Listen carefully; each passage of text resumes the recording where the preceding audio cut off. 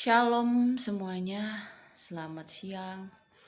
Perkenalkan saya istri dari Bapak Tommy Hulu yang sebelum-sebelumnya mungkin teman-teman semua udah ngelihat video Bapak Tommy Hulunya atau suami saya yang tercinta mengenai penyakit kanker yang ia alami sejak 1 tahun yang lalu. Jadi di sini saya mengabarkan kepada teman-teman semua bahwa suami saya ini telah dipanggil Tuhan Yang Maha Esa pada tanggal 28 Mei 2021 di Kota Medan. Mungkin banyak pertanyaan dari teman-teman semua, kenapa videonya tidak berlanjut? Karena Bapak Tommy Hulunya kemarin berjanji setelah pengobatan dia akan berbagi pengalaman kepada teman-teman semua. Tapi mungkin Tuhan berkehendak lain, jadi pada saat ini dia tidak bisa bersama saya dan tidak ada lagi bersama saya untuk menjelaskan kepada teman-teman semua. Tetapi di sini saya bantu untuk berbagi pengalaman mengenai Bapak Tommy, di mana juga sebelumnya kami sering bercerita, kenapa tidak mengupload, kenapa tidak bercerita. Dia bilang saya saja nanti katanya. Nah, jadi setelah operasi bulan 10 kemarin, kami seminggu kemudian langsung pergi untuk konsultasi ke dokter onkologi di Murni Teguh Medan, di mana kami konsultasi mengenai hasil CT scan kontras yang disarankan oleh dokter THT setelah operasi yang kedua kali. Jadi di situ kami ketemu dengan dokter Montesquieu Silalahi, dokter onkologi. Kemudian dia menyampaikan bahwa kanker suami saya adalah kanker sinonasal atau kanker di rongga hidung. Kemudian stadium berapa? Dia bilang itu stadium 3 ke 4. Jadi kanker yang dialami suami saya sudah menyebarnya ke dinding otak, ke dekat mata, kemudian ke organ sinus lainnya. Untuk itu kami akan menjalankan pengobatan 35 kali radiasi atau radioterapi dan 6 kali kemo kecil yang dilakukan setiap minggunya setelah sampai 5 atau 5 hari setelah radioterapi. Kemudian hari ke-6-nya kami kemoterapi.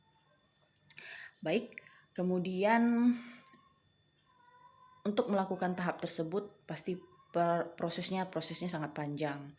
Kami menjalankan namanya CT scan simulator untuk menentukan lokasi-lokasi atau titik akan diradiasi.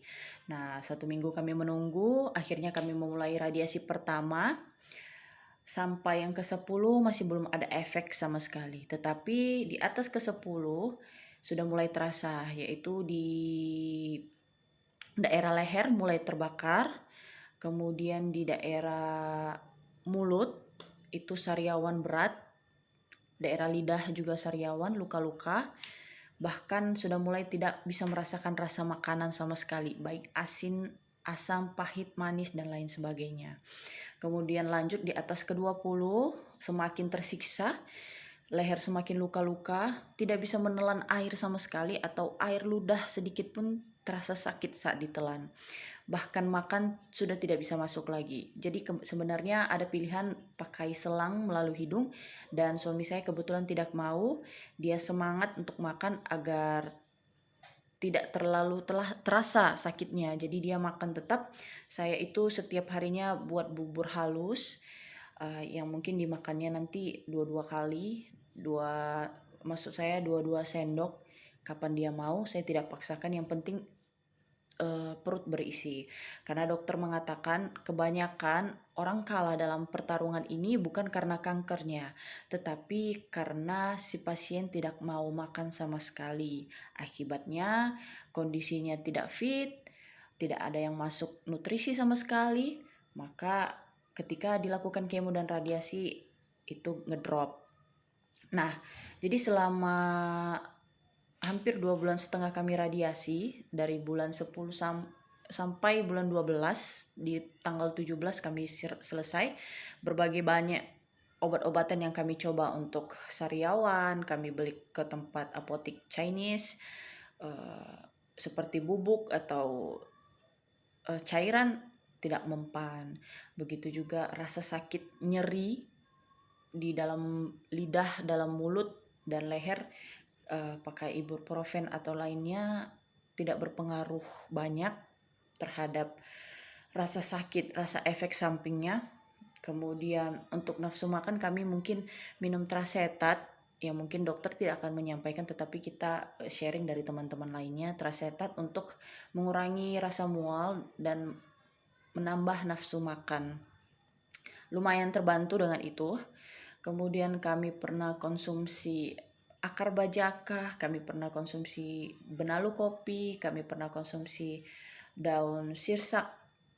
Sama sekali tidak ada perubahan karena mungkin uh, obat-obatan herbal seperti itu sebenarnya seharusnya dikonsumsi sebelum tumornya membesar, tetapi sampai kemarin itu kami tidak merasakan efek apa-apa dari itu semua. Bukan saya menjelekkan produk tersebut, tetapi saya mengalaminya, saya melihat langsung bagaimana prosesnya terhadap suami saya. Jadi hari demi hari dilalui dan di radiasi ke-27 kali sebelum 35 kali itu dokter bersemangat memberitahu di saat keadaan Pak Tommy ini, suami saya, sedang drop dan tidak mau melanjutkan lagi. Kenapa? Karena katanya pada saat diradiasi sudah tidak tampak tumor lagi, baik di daerah apapun gitu. Tetapi kita harus selesaikan sampai 35 kali biar tuntas, kata dokter. Saya juga lupa mengatakan bahwa kemo yang kami jalani kalau tidak salah cuma 4 kali. Kenapa? Kemo dan radiasi itu dimulainya harus bersamaan, tidak boleh tidak bersamaan. Nah, kenapa kami tidak bersamaan? Karena pada saat pertama kali mau kemo, suami saya ini hasil darahnya tidak baik, yaitu fungsi hatinya, di mana normal 15-20, suami saya fungsi hatinya naik sekitar 63. Mungkin di dalam hasil darah itu ada namanya SGPT atau SGOPT, saya lupa, karena saya juga bukan orang medis atau orang kesehatan. Jadi itu naik, jadi tertunda selama 3 minggu berturut-turut, sedangkan radiasi sudah jalan. Kami mencoba konsultasi ke penyakit dalam karena mungkin prosedur BPJS, dan dokter penyakit dalam cek lagi bilirubin, hepatitis, dan lain sebagainya semua normal. Nah, kemudian dikasih obat yang diresepkan, mungkin dibeli di luar, yaitu kurkuma atau seperti kunyit. Mungkin suami saya mengalami kenaikan fungsi hati karena bergadang, karena memang dalam 1 tahun kemarin dia tidak bisa tertidur karena hidungnya tersumbat walaupun sudah operasi. Kemudian mungkin banyak minum obat-obatan dan antibiotik. Jadi kami konsumsi itu selama 2 minggu, akhirnya konsul lagi penyakit dalam dan sudah normal, baru kami diperbolehkan kemoterapi. Nah, kemoterapi itu mungkin setelah 3 minggu baru pertama kali. Nah, sedangkan radiasi sudah mulai habis di bulan 12, jadi hanya tercapai 4 kali karena memang dia tidak bisa melanjutkan lagi. Selain tidak bisa bersamaan, dia juga mulai tidak sanggup. Apa efek dari kemo? Apa efek dari radiasi? Radiasi tadi sudah saya jelaskan. Sedangkan kemo terhadap suami saya, efek sampingnya itu mungkin badannya meriang, sering demam, mual, muntah, tidak bisa tidur. Itu di atas jam 10 ke atas sampai pagi, itu benar-benar luar biasa perjuangannya, dan saya langsung lihat. Mungkin kalau di radiasi terkadang dari batuk, serak, tidak bisa berbicara, pilek, darah, semua keluar bersamaan. Bahkan rambutnya rontok hanya di sebelah kiri dan kanan, dan alisnya juga. Dan sebelumnya dokter juga udah bilang resiko pada saat radiasi di bagian sinonasal adalah di mata. Dia paling takut di mata. Kenapa? Karena di mata juga ada, sangat sensitif. Dia takut daerah mata itu bisa juling atau bahkan buta. Tetapi puji Tuhan setelah pengobatan, suami saya tidak mengalami efek samping tersebut. Tetapi efek samping yang dirasakan suami saya setelah 1 minggu atau 2 minggu pengobatan tersebut selesai, justru jauh lebih sakit daripada pengobatan. Kenapa saya bilang? Mungkin karena tidak diradiasi lagi, efek-efeknya baru keluar semua, yaitu gelondongan besar di daerah leher, sampai saya merasa ini ada tumor saya ketakutan sampai saya harus konsul lagi untuk menanyakan kenapa dengan leher suami saya. Kemudian demam parah, tidak bisa ngapa-ngapain. Pokoknya lebih parah dari pengobatan, dan itu memang harus dijalani, harus kuat, harus makan. Selama kami tahu diagnosa itu dan dia operasi, saya tetap kasih jus beet. Jus apapun saya kasih. Telur ayam kampung putihnya saya campur di nasi atau di jusnya, dan dia tidak tahu itu. Nah, kemudian setelah itu kami kontrol per 3 bulan. Kontrol per 3 bulan itu di bulan 3 Maret. Nah, pada saat itu keluhan tidak ada. Hanya saja kami kan harus foto CT scan lagi hidungnya, kemudian daerah perut, daerah toraks. Kami tunggu dan hasilnya keluar 2 minggu setelah itu, dan hasilnya semua baik. Tidak tampak massa di hidung, begitu juga di daerah perut semua bagus. Tetapi mungkin di awal bulan 4 suami saya ini punya keluhan di bagian hati. Tetapi suami saya ini mungkin merasa ini efek, dan dia tidak cerita sama saya. Di bulan keempat sampai bulan kelima itu suami saya sering mengeluhkan BAB-nya kurang lancar, dan akhirnya kami beberapa kali pergi ke klinik untuk suntik nyeri, kemudian lambung, dan pakai Microlax atau Dulcolax, bahkan minum Vegeta setiap harinya. Dan pada saat itu BAB-nya lancar, dia keluar. Hanya dia pernah merasa mual atau muntah, pernah sekali-sekali. Kemudian BAB yang kurang lancar tadi selesai, malah muncul sesuatu yang baru, yaitu dia merasa tidak enak di bagian tulang belakang. Dia merasa sakit pinggang hebat seperti saraf kejepit. Itu terjadi 2 minggu awal-awal bulan 5. Jadi saya bilang pergi ke dokter untuk konsul. Dia tidak mau. Dia pergi ke refleksi beberapa kali dan muncul setiap minggunya. Dan saya bilang sepertinya ini perlu dicurigai, kita pergi ke dokter. Dan kami konsul, akhirnya kami MRI tulang yang sebelumnya di mana dia jadi tidak bisa berjalan. Karena setelah sakit pinggang, rasa sakitnya pindah dari paha ke lutut. Jadi mengangkat kaki, atau bisa saya bilang seperti stroke. Dia tidak bisa berjalan. Itu setelah MRI tulang itu luar biasa. Dia harus dipapa jalan, dipakaikan baju, dan lain-lain. Tidak lama kemudian, beberapa hari kami coba pergi ke seperti bukan tukang kusuk, tetapi dia mungkin bisa mengobati saraf kejepit, karena kami positive thinking bahwa yang ia rasakan adalah saraf kejepit, tidak mungkin sesuatu yang lain gitu. Dan akhirnya 2 hari setelah diobati dia bisa jalan. Tetapi seminggu kemudian muncul masalah baru lagi, BAB-nya kurang lancar kembali.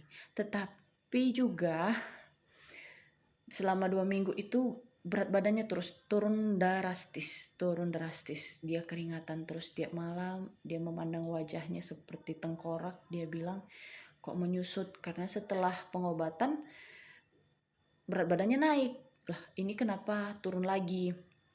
Dia mungkin mulai curiga, dia mulai menyerah, dia mulai putus asa, dia menangis, dia menganggap dia capek dengan keadaan ini. Kalau memang terjadi sesuatu lagi, sesuatu yang tidak baik dengan keluhan-keluhan yang dia rasakan,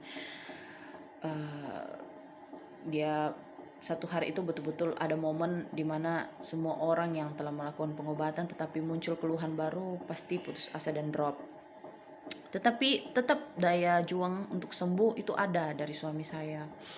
Kemudian kami mencoba tidak panik 2 hari. Dia mencoba minum herbal, dan kunyit saya tetap kasih dari dulu, temulawak, jamu. Kemudian pada pagi hari dia bilang sama saya, sepertinya saya lemas, saya nggak sanggup, BAB nggak keluar tapi sedikit-sedikit, itu kan aneh katanya gitu. Dan saya merasakan nyeri di bagian perut saya katanya. Oke, karena sudah lemas, oke, mari kita pergi ke klinik, cek darah, mungkin dapat hasilnya.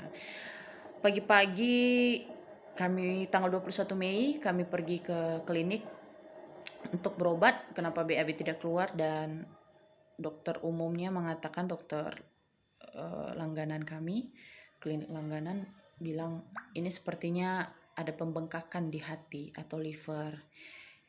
Sebaiknya kalian balik ke Murni Teguh dengan dokter cancernya. Saya curiga ada sesuatu di dalam ini. Dan dengan berat hati kami pergi ke Murni Teguh. Ya mungkin keadaan pada saat itu IGD penuh, semua pada hektik, pada panik. Jadi mungkin kami belum bisa mendapatkan kamar. Akhirnya kami urus untuk pergi ke Royal Prima Medan dan kami mendapatkan kamar. Di situ keadaan suami saya masih normal, masih bisa makan, hanya BAB tetap tidak keluar. Dia masih bercanda, dia masih kuat, tetapi kami dapat hasil darah bahwa hasil darahnya itu memang kurang baik, trombositnya itu menurun. Kemudian fungsi hatinya sangat tinggi, dimana yang saya bilang tadi normalnya 15-an atau 20, dia 400-an. Saya mulai khawatir, kami tunggu dokter penyakit dalam, datangnya 2 hari setelah kami di Royal. Dan dokter penyakit dalam langsung pegang, dia langsung bilang, ini sepertinya sudah metastase. Saya kejar keluar dokternya, kenapa dokter bisa bilang begitu? Sedangkan dokter belum ada hasil USG atau CT scan kontras. Tidak mungkin, saya bilang. Karena juga saya selalu menjelaskan kepada rumah sakit bahwa ini ada pasien kanker sebelumnya dan sudah selesai pengobatan. Jadi dokter tersebut mengatakan hatinya sudah sangat bengkak katanya. Dan itu adalah metastase kansernya. Lebih baik kasih apa yang dia mau, makanan atau minuman yang dia mau, karena itu tidak akan lama lagi. Ya, mungkin teman-teman tahu rasanya sebagai seorang istri yang mendampingi dari dulu, sangat sakit hati, sangat teriris. Ini benar atau tidak, tetapi saya mencoba menguatkan diri dan positive thinking, dan si pasien atau suami saya itu dengar. Dia tetap berusaha kuat, tetapi dia memberikan pesan-pesan jikalau dalam tidak keadaan sadar, dia sudah kasih tahu sama saya, tetapi juga kalau dia berjuang, dia juga kasih tahu sama saya. Kami mulai panik. Besoknya dia USG atau USG liver, dan dokter USG-nya mengatakan ada pembengkakan di hati.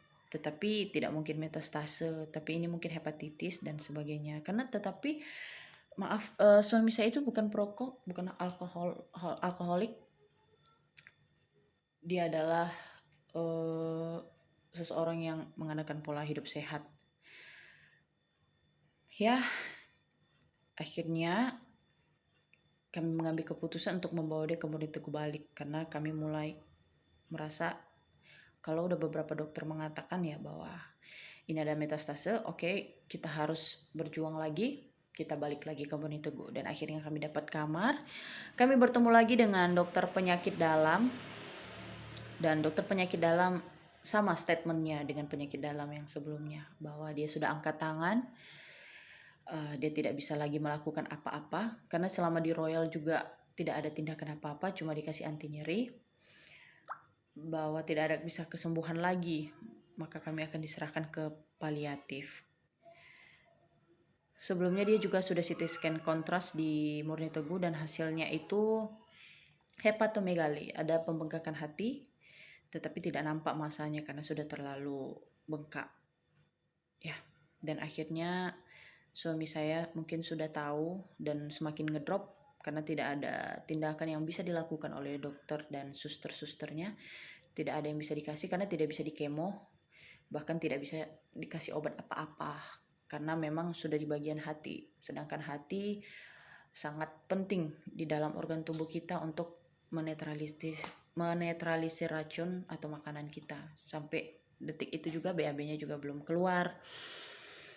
Dan akhirnya di beberapa hari, 2 hari kami di Murni Teguh, dia mulai sesak karena hatinya semakin bengkak mendorong ke atas paru-paru, di mana juga cairan itu semakin menumpuk. Apalagi sebelumnya suami saya ini sering cuci hidung karena adanya sinus setelah operasi dan kemo. Berarti secara tidak langsung pilek atau ingus yang ia rasakan bisa turun ke dalam kerongkongan atau paru-parunya, dan semuanya berkumpul jadi satu, akhirnya dia sesak. Dan kemudian kakinya mungkin karena albumin atau bilirubin tinggi menumpuk cairan di kakinya. Kemudian muncullah hasil MRI tulang, dan hasilnya adalah ada metastase kanker di lumbar 3. Dan pada saat dia di Murni Teguh itu dia juga memang tidak bisa duduk sama sekali, bahkan berjalan. Saya sempat membandingkan, tapi kami jatuh di jalan, saya tarik pakai kursi roda, sedangkan duduk aja dia masih belum sanggup, tidak bisa, sakit katanya. Mulai dari situ muncul sesuatu yang aneh. Suami saya merasakan detak jantungnya kuat sekali, sedangkan suster sudah melihat tekanan darah, jantung, tensi, dan sebagai macam lainnya semua normal. Mungkin itu alamiah. Dan hari ketiga dan 4 dia mulai ngelantur, dia meminta untuk pulang. Ya, jadi begitulah teman-teman, dia mulai ngelantur, lidahnya mulai pendek, tidak jelas lagi berkata-kata, dan dia memaksa untuk pulang, dan dokter paliatif juga mendukung itu. Kemudian dokter Montes atau dokter onkologinya datang meminta maaf kepada kami bahwa ini memang sesuatu yang aneh, dari sinonasal pergi kemana-mana, metastase kemana-mana, ini sebenarnya tidak mungkin. Tetapi kalau kondisi pasien stabil, maka bisa diradiasi 10 kali tulang belakangnya. Hanya saja kalau pada bagian hati memang sangat berat, bisa dilakukan kemo berat, tetapi mungkin dokter tidak bisa menjamin itu bisa memperpanjang hidupnya, tetapi bahkan bisa mempercepat. Kami ambil keputusan, kami pulang ke rumah, saya temani di ambulans. Di ambulans sudah mulai kurang sadar, tetapi masih bisa dipanggil. Dan akhirnya sampai di rumah, dia mulai mengorok, dia mulai sesak nafas. Dia sambil menunggu anak-anaknya di jam 18.30. Kami nyampai sekitar jam 15. Kemudian 18.30 anak-anaknya datang menciumnya dan bilang, "Mana mainan, Pak?" Dia menangis dan dia mengembuskan nafas terakhirnya. Jadi buat teman-teman semua, bukan saya menakuti, bukan saya mendoakan supaya seperti suami saya, tapi pengalaman dari saya untuk teman-teman semuanya yang mungkin sedang mengalami ini, mengalami keluhan-keluhan, atau bahkan sudah melewati proses seperti kami, merasakan sesuatu yang tidak enak di badan, apalagi seorang pasien cancer sebelumnya. Saya harap untuk teman-teman semuanya jangan menyembunyikan terhadap pasangan atau keluarga. Jauh lebih baik teman-teman selalu jujur. Rasa sakit apa yang dirasakan pada saat ini atau keluhan apa. Jangan sampai sesuatu hal tersebut dapat membesar, dapat menjadi bumerang bagi diri sendiri. Kesehatan itu jauh lebih baik. Keluarga itu lebih penting. Anak-anak, mari kita memikirkan masa depan keluarga kita, istri kita atau suami kita. Jangan disembunyikan segala hal yang dia rasakan di dalam tubuh. Semua harus dikatakan dengan jujur. Tidak usah takut ke dokter. Jauh lebih baik ketika kita merasakan sesuatu yang tidak baik, kita langsung pergi ke dokter. Dokter bisa melakukan tindakan. Dibandingkan, bukan saya menyesali diri saya atau sesuatu yang terjadi pada saya, tetapi inilah yang saya alami. Ketika ada yang dirasakan tidak baik, menganggap positive thinking, iya betul. Tetapi untuk pasien cancer itu tidak baik. Maka harus dilakukan langsung konsultasi kepada dokter. Jadi ketika itu sesuatu yang kecil, cancer itu tadi, sel cancer itu tadi nampak sekecil apapun, kita bisa melakukan tindakan. Walaupun kondisi tubuh masih bisa dilakukan kemo atau radiasi, tidak usah takut. Karena sangat sakit ditinggalkan seperti ini dengan umur yang masih muda. dengan anak-anak yang masih kecil, mari kita mengubah mindset kita bahwa mencegah lebih baik daripada mengobati, karena sudah terlalu banyak yang saya ambil pelajaran di dalam kehidupan ini, di dalam kehidupan rumah tangga, dan di dalam kehidupan masalah penyakit seperti ini. Dan mungkin kalau juga saya mempertahankan suami saya untuk tetap berjuang dengan kemo, mungkin dia akan lebih tersiksa lagi. Mungkin ini adalah jalan Tuhan yang lebih baik. Suami saya dapat sembuh di sana, dia tidak merasakan kesakitan dengan keganasan kanker tersebut menggerogoti tubuhnya. Dan semoga suami saya dapat tenang di alam sana, dia dapat bersama Bapa di surga. Dan saya harap untuk teman-teman yang mengenal atau teman-teman yang sudah sempat menonton video ini, mari kita doakan beliau supaya beliau tenang bersama Bapa di surga. Bagi teman-teman semua yang mungkin ada pertanyaan, boleh di kolom komentar atau boleh secara pribadi chat atau DM melalui Instagram, bisa cari dengan nama Tommy Hulu juga. Saya masih aktif di situ. Baiklah teman-teman semua, sampai jumpa di lain waktu. Kiranya Tuhan memberkati teman-teman semua.